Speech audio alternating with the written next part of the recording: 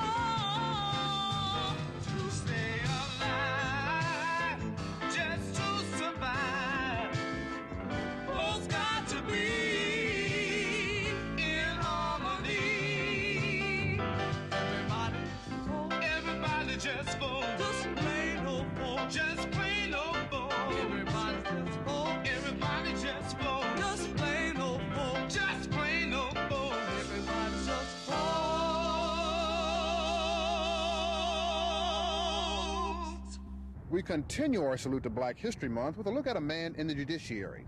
His name is Robert Collins, and in 1978, former President Jimmy Carter appointed him a federal judge. Now, not only is Collins the first black federal judge in Louisiana, but he is also the first one in the Deep South. And he recently told us how he developed his interest in law. Well, from a very early age as a child, my mother always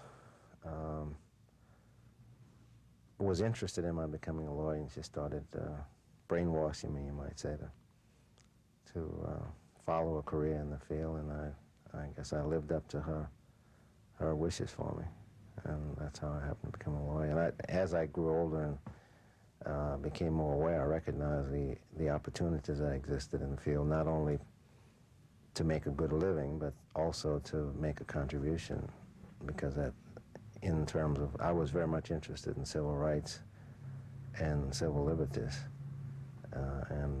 So I thought I could help to do something to change the conditions that existed for black people in America. And that's one of my goals in going to law school and becoming a lawyer. At the time you were in law school, did you ever dream that someday you would become a U.S. District Judge? No, I had no conception whatsoever that I'd ever achieve that goal. What does being a federal judge mean to you?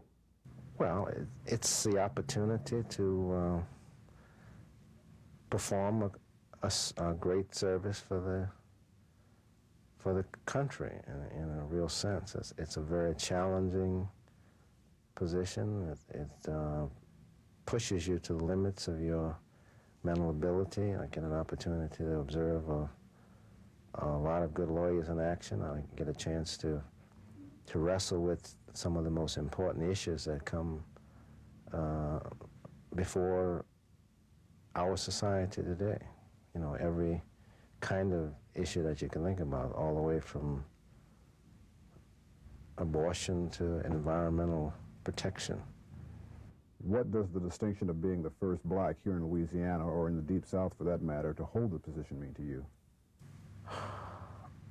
Well, it's in a sense, it's an honor to have been the first, but I don't think about it too much and focus on that. I guess I just try to do my job, and hopefully I'll make a contribution to society in doing that.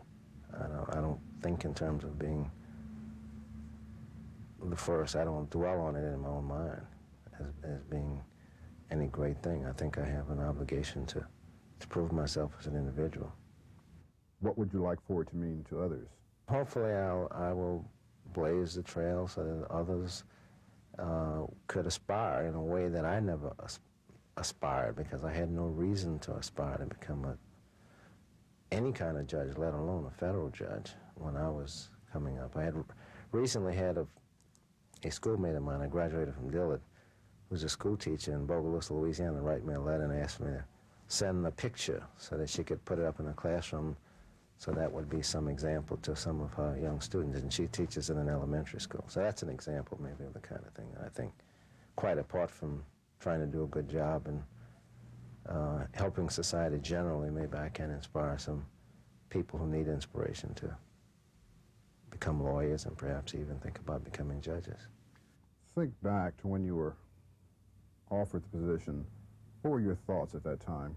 Well, it's not really like being offered the position, if you want to know the truth. There's something that you have to go after. You know, the position really doesn't seek you. You have to seek the position.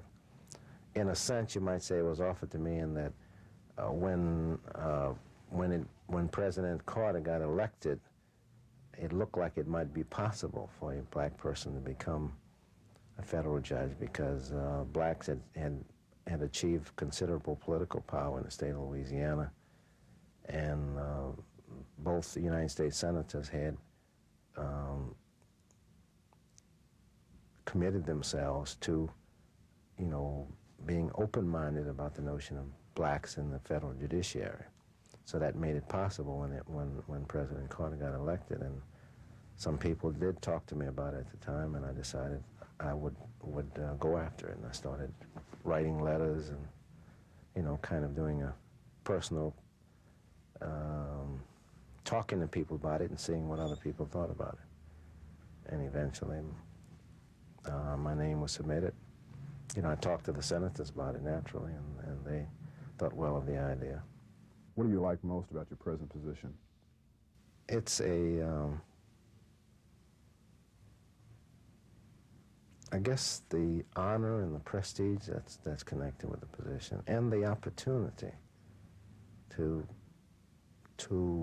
work on very important problems that are important to society, and helping to solve them. Of course, you know, as I engage in a problem-solving process in that I take on the cases. I have my allotment of the cases that come from this district, which has 13 judges incidentally, so I get 1/13 of the cases, and I solve those, whatever problems are allotted to me, and I preside over those cases.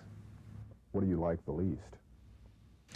Well, it's a very time-consuming and demanding job. It's not a 9-to-5 job. It takes a lot of time, and it takes a lot of effort. You have to make a lot of sacrifices and time away from your family and from other pursuits. You know, if you like to play golf or tennis or something like that, you'll find you don't have much time for those kind of things, because you spend a lot of your spare time reading and thinking about cases and studying. Really, that's what it amounts to. It's in order to be a successful judge, you have to have a scholar's mentality and a scholar's desires, in that you don't look at the clock. You try to go after a problem and try to solve it. How has being a federal judge affected your life? Well, you know, a judge is not free to. You don't have the same freedom that everyone else has. I have a high degree of visibility, and no matter where I go, people know me. That people that I don't even know, didn't even think knew me. I'm no longer just another citizen. In that sense, I'm very well known around, not only around New Orleans, but in the whole area around here. This district takes in 13 parishes in this part of the state, and it's one of the busiest districts in the country, because we handle a lot of cases involving admiralty and which has to do with ships and shipping, as well as the offshore oil industry off the coast of Louisiana, since this is one of the biggest areas of the country that has offshore oil development. What are your thoughts about the number of minorities who serve on the bench, both at federal and local levels? There's no doubt about the fact that there is a great underrepresentation in terms of minorities in the judiciary, particularly in the state of Louisiana and the city of New Orleans. And of course, that's also true of women and other minority groups. They're greatly underrepresented in terms of the courts. For example, it was only after I got on this bench that eventually there was the first woman judge in the Eastern District. History of the Eastern District was appointed, also by President Carter. And there are very few women you'll find on the bench of any of the courts in Louisiana. And there are no women on the Supreme Court of Louisiana. There's one woman juvenile court judge, maybe two women juvenile court judges, one in criminal court out of 10, and none in the civil court. So the women and blacks kind of are in the same boat in terms of underrepresentation in positions like the judiciary. But I think that's going to change as the political situation changes. All of that has a great deal to do with you know, the opening and expanding of opportunities through the political process. What's in the future for Judge Robert Collins? Just to keep doing this job that I'm doing now. I don't have any plans to do anything else other than just to do my best as a judge. Throughout the past 2 centuries, we have seen many black pioneers and pathfinders who challenged racial barriers by becoming the first blacks to achieve their goals. Here in Louisiana, the first black elected to the state legislature occurred in 1868. There were also a number of blacks who headed state agencies. But the laws of the South changed during Reconstruction, and it was back to the practice of white supremacy.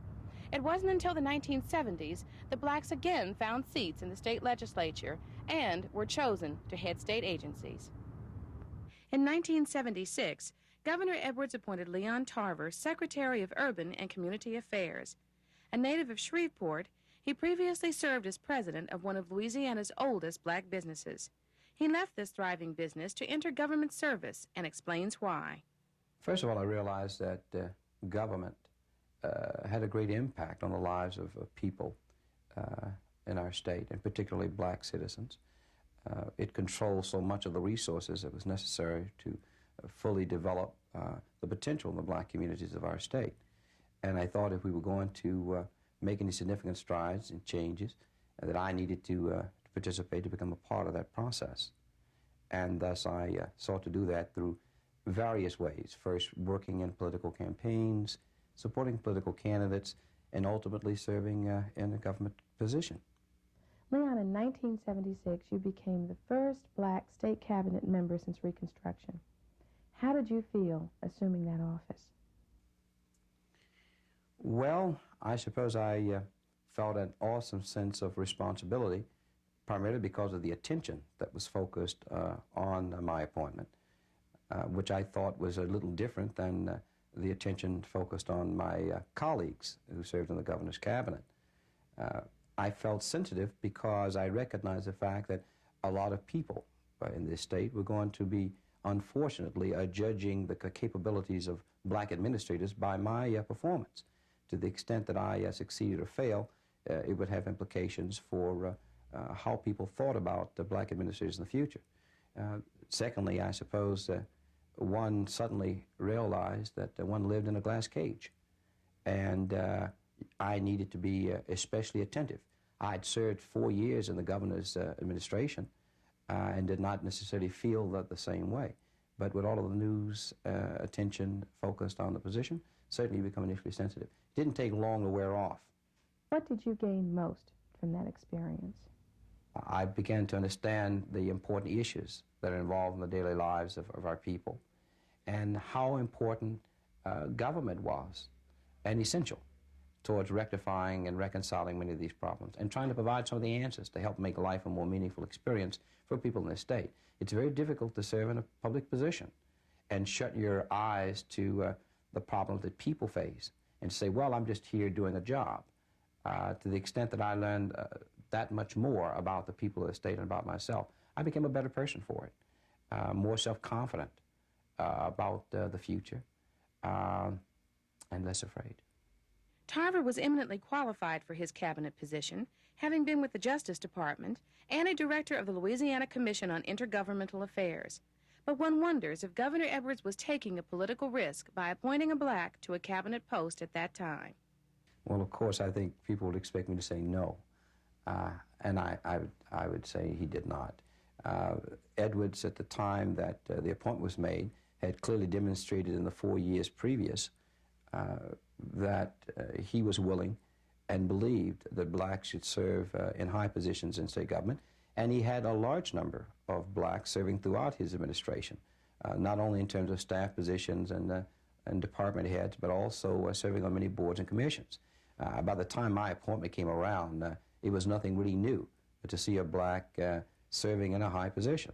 The ice had really been broken back in 1972, at the beginning of the Edwards administration. After breaking new grounds and making a significant contribution to state government, Leon Tarver left his cabinet position to the surprise of many observers. I left that office because I wanted to remain in government service in the future, and I thought I needed to expand my knowledge base. I thought I needed to expand my skills. And I resigned to go to school. There were some who said, well, I can't understand why you would resign a position of the governor's cabinet to go back to school. But I had a unique opportunity to go to the John F. Kennedy School of Government at Harvard to pursue a master's in public administration degree. And I journeyed there in 1978 and graduated and stayed a while. That staying a while was to become assistant dean and director of the Harvard master's program he had just completed. He did broaden his skills. Upon returning to Louisiana, he served as assistant state superintendent of education. Leon Tarver is forging new ground again as executive vice president of a new national insurance company based in Baton Rouge. Do your palms ever itch? Do your fingers ever itch to return to office? Do you ever have that desire to return to public office? Absolutely. When I left the state government in '78 and went off to Harvard, I came back to Louisiana in 1980 to work in state government for about 2 or 3 years. Now I'm working in the private sector. As a new administration begins, I sort of sit on the sideline and say, well, you know, that was something I thought I wanted to do, and I'm sure in the future I'd like to do it. But I wouldn't want to confine myself to an interest in local government or in state government. I've long wanted to serve in a president's cabinet and a national administration, and I think one day I'm going to have that opportunity. So I'm looking forward to it. Since Tarver's appointment as secretary of a state agency, there have been several other blacks who hold positions of similar responsibility. One of them is Ulysses Williams. In 1982, he became the first black to head Louisiana's Department of Labor. Williams succeeded Deborah Bolin as Secretary of Labor. Prior to that, he had served as a deputy secretary in the department. I was extremely, pleased with the appointment when I came on board back in 1980 as a deputy secretary, because it did provide me an opportunity to work with an individual that I truly respect. I think the man has been extremely fair, has been extremely candid to the public. He has not tried to hide anything, and he has provided unique opportunities, not only in the political aspect in terms of appointments, but as it relates to black involvements in the economic system of the state, true involvement. Did you ever dream that someday you would be the Secretary of Labor here in Louisiana? Well, it was my ambition, and I think that we should all strive to be the best that we can be. I didn't think it would happen as quickly as it did. And of course, when he called and apprised me that, I was his choice, I was taken aback because deputy secretaries traditionally in government have not moved up to the #1 position, especially within the Department of Labor. And so when it happened, I was completely surprised, but I indicated to him that I would give it my best, and that what we would accomplish in this department, that he would be proud of, and that the people of this state, would have accomplishments that they can hang their hat on. And I think we have done that. What does being Secretary of Labor mean to you? A lot of headaches, but a lot of gratification, because it gives you the opportunity to work with all the sectors of the community. This is the 4th largest agency in the state government. It impacts every individual in one way or another. It also provided me the opportunities to be creative, to do some of the things that I've always wanted to do. and that is to improve the quality of life for people, and in particular those individuals who have been left out of the system, left out of participation, and to bring and act as a catalyst to bring people together. And I think I've done that. Of course, you know, when you find yourself as a pioneer, you feel as though you're carrying the weight of the world and the weight of your community on your shoulders. And so we have strived for excellence in whatever we have attempted to do in this agency, whether it's in terms of our public image, our social activities, our responsibility as appointed officials.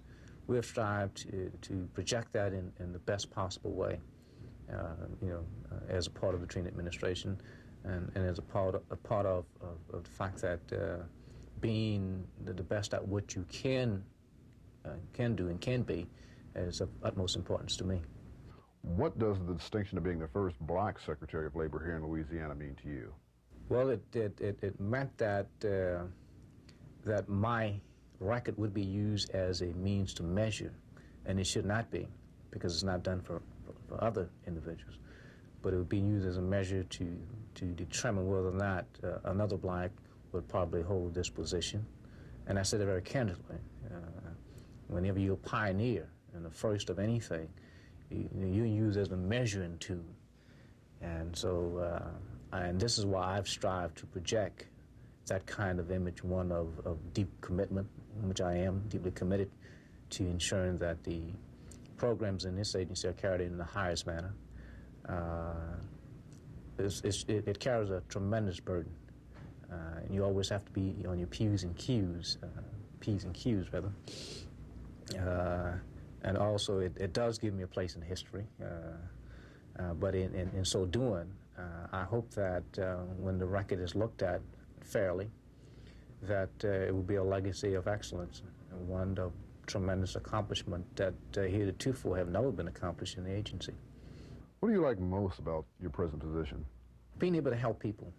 I think that being the Secretary of Labor, I've been able to bridge a gap that have existed in this state between the different sectors within this community. And it's just a feeling of being able to do, to see that you have impacted someone's life in a very positive way, to see that you are serving as a very, I guess, astute role model, one that an individual who finds himself growing up in a poverty-stricken situation or poverty-ridden situation will look at it and say, well, you know, this guy came from Plaquemines Parish, Louisiana, one of the places where it was extremely difficult growing up in as a black in Louisiana, and to rise to the position of deputy and then Secretary of Labor. If he was able to do that with some hard work and dedication and some good planning, maybe it's possible for me to achieve that. In other words, let me shoot for the stars and I may land on the moon. But yet and all, I have achieved, those kinds of things. And so I hope that in that regard, that individuals, in particular our youth, will look at the legacy that we leave behind, that this administration leaves behind, is one that they can say, well, you know, Ulysses Williams did that, and he was a part of that. It means that we have the opportunity or have the will and the wherewithal to do the same thing. If he did it coming from, a family of 14 children, and where a mom who worked in the oyster and shrimp factory in Plaquemines Parish, a daddy who was a laborer, matter of fact, sold ice, didn't have a 12th grade education, but yet now, forged ahead to inspire within his children, to pursue excellence. And this is what we have done. What do you like the least? The thing that I like least, as I indicated before, is the fact that you are put into a position of being in somewhat of a pressurized atmosphere where you have to constantly always prove and be aware and consistently aware that every decision you make will be carefully and critically scrutinized. Whereas, others who have that you followed have not received the same kind of scrutiny, that your credibility is always on the line. Even though you have accomplished this year, you know, what will you do next year? And that is the kind of thing that I don't think that anyone should have to be put under. But and I think that's one of the things that, you know, being the first that you do face, regardless if you're black or female, is just part of, I guess, a societal kind of thing. The pressure intensifies, of course, and becomes extremely critical when you are blind, that you have to constantly pursue, which I have no problems with, excellence. You have to constantly try to stay on top of and abreast of everything within your department. While some youngsters today might look to Williams as a role model, Williams says his mentors are his parents. My mom and dad, as I indicated, were not educated individuals, extremely religious individual, hard-working individual. And if nothing else, they gave us a sense of self-worth, that you are somebody. Not to criticize Jesse, but he wasn't the first to come out with that slogan. And then used to tell us all the time that you can be what you want to be. Sure, there are difficulties out there. There are various adversities, but don't use the adversities as a crutch. You know they exist, deal with them. Manipulate those adversities to your advantage. And I think that's what we must do. Recognize that we got to bring about a balance in whatever we do, whether it's in our political dealings, whether it's in our social and our economic dealings, that we have to bring about a balance in whatever we do. And so my folks, and they're still living in Plaquemines Parish, are my personal heroes because they gave me that sense of worth. They gave me encouragement, and I love them very much. They're my first line of defense. If I have a problem that I find myself just can't resolve, and sometimes I do find myself unable to make the kind of decision I want to make, I'll call my dad, and say, Pappy, I got a problem I need to talk to you about. And he said, well, how do you feel about that? I said, well, I feel this way. See why you made your decision. And I proceed. What does the future hold for Ulysses Williams? I would love to work within government, but within the federal system. I love working within the Department of Labor, and I aspire to work within the U.S. Department of Labor. Whether or not that will come about at this point, I don't know, but I'm still hopeful. I would like to continue to be a viable force, or at least a creative force in the employment and training field within Louisiana and throughout the entire country. That's our program for this week. Thanks for watching. We'll be back next week with another program saluting Black History Month.